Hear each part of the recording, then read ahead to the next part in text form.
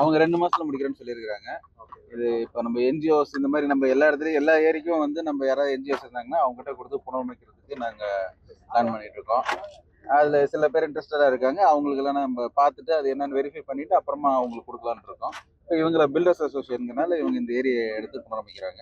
2 மாசத்துல பண்ணிட்டா அவங்களுக்கே தெரியும், நல்லா அழகாக காட்சியளிக்கும், நீர் ஆதாரம் பெருகும், கிரவுண்ட் வாட்டருக்கும் அது ரீசார்ஜ் பண்ற மாதிரி இருக்கும்.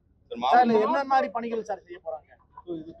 இந்த சீமக்கரை வேலை மரம் எல்லாம் எடுத்துட்டு கரையை பலப்படுத்தி பேர்ட் ஐலாண்ட் போட சொல்லி நான் ரெக்வஸ்ட் பண்ணியிருக்கேன்.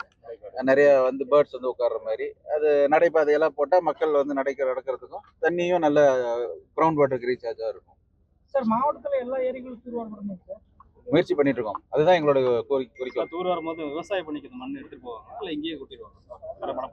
இங்கேயே அதான் நான் சொல்றேன், இந்த மாதிரி பேர்ட் ஐலாண்ட் போறதுக்கு யூஸ் ஆயிரும்னு நினைக்கிறேன். அப்படி மீதி இதுனா நாங்கள் முடிவு எடுக்கிறோம். கலெக்டர் பேசி நாங்கள் சார், மாவட்டம் முழுவதும் இப்போ உதாரணத்துக்கு தூசூர் ஏரி, பெரிய ஏரி, அங்கெல்லாம் கழிவுநீர் கலக்குறாங்க. இதே மாதிரி நாமக்கல் டவுன்ல கொண்டு செட்டிப்பட்டி ஏரி கழிவுநீர் கலக்கிறது வந்து ரொம்ப இதாக இருக்குது. அதை நாங்கள் இப்போ தான் நாங்கள் பேசியிருக்கோம். அதுக்கெல்லாம் ட்ரீட்மெண்ட் பிளான்ட் எல்லாம் போட்டு அதை வாட்டர் ட்ரீட் பண்ணி அப்புறமா ஏரிக்கு அனுப்புற மாதிரியான பணிகளை செஞ்சதுக்கு அப்புறம் அதையும் புனரமைப்போம். அதுல பில்லு போடாம சேல்ஸ் பண்றாங்க. இதெல்லாம் வருமான வரி டாக்ஸ் வந்து வர்றதில்லை அப்படின்னு சொல்லி அது ஆல்ரெடி ஒரு இது இருக்கு, தடை இருக்குன்னு நினைக்கிறேன். அதுக்கு அந்த மாதிரி பண்ணக்கூடாது அப்படிங்கிறதுக்கு நாங்க நடக்காத மாதிரி பாத்துக்கிறோம். சரி, அதான் டாக்ஸ் வந்து கட்டுறது இல்லை அப்படிங்கிற மாதிரி சொல்றாங்க சார். இல்ல அது நடக்காத மாதிரி தான் நம்ம டாக்ஸ் கட்டுற நம்ம ரெகுலர் உங்களுக்கு வந்து ரெகுலரா கோரிக்கை வச்சிருக்கிறாங்க. நாங்க அதை முடிஞ்ச அளவுக்கு அதை தவிர்க்க ட்ரை பண்றோம்.